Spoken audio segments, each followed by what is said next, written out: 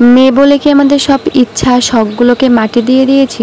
কখনোই না। তো হ্যালো এভরিওয়ান, আসসালামু আলাইকুম। আমরা একটা মেয়ে বলে কি আমাদের একটা শখ থাকতে পারে না যে প্রিয় মানুষের সাথে পুরো শহরটা ঘুরে দেখব? কয়টা মেয়ের কপালেই বা থাকে? যখন বিয়ের আগে ঘুরতে বের হয় কোথাও, তখন বাবা মা বা পাড়া প্রতিবেশী বলে এখনও বিয়ে হয়নি, মেয়ে এত জায়গা ঘোরাঘুরি করে, এটা কিন্তু ভালো না। আর যখন বিয়ে হয়ে যায় তখন স্বামী বলে তুমি এখন আমার ঘরের বউ, বিয়ের আগে যতটা ঘোরাঘুরি করছো এতটাই থাক, এখন তুমি সংসার করো মন দিয়ে। তাহলে কি মেয়েদের কোনো শখ আহ্লাদ বলতে কিছু থাকেই না? আর তুমি এই কথাটা যাকে যাকে করবে তারা কিন্তু কোনো ধরনের অ্যান্সার দিতে পারবে না, কারণ তাদের কাছে এই প্রশ্নের কোনো অ্যান্সারই নেই। তো যাই হোক, এখানে কিন্তু অনেকটা কথা বলে ফেললাম, মানে ছোটো মুখে বড় কথা বলে ফেললাম।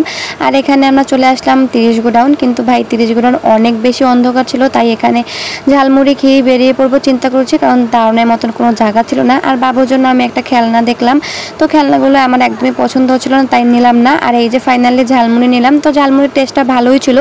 এক কোনারে দাঁড়িয়ে কোনো রকম খেয়ে এখন বেরিয়ে পড়বো।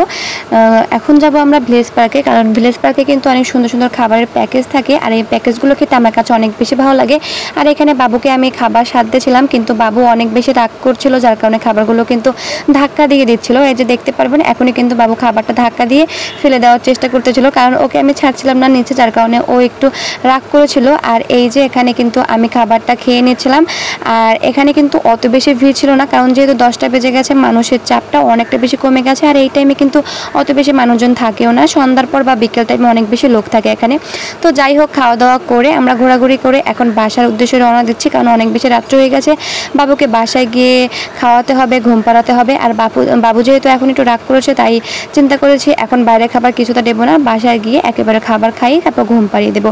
তো যাই হোক, আজকে কে কোথা থেকে ভিডিওটা দেখছেন অবশ্যই কমেন্ট বক্সে জানিয়ে যাবেন। আজকে ভিডিওটা ভালো লাগলে অবশ্যই লাইক কমেন্ট শেয়ার করতে কিন্তু ভুলবেন না। আজকে ভিডিওটা এই পর্যন্তই, দেখা হয়ে যাবে অন্য কোনো ভিডিওতে। ততক্ষণে ভালো থাকবেন, আল্লাহ হাফেজ।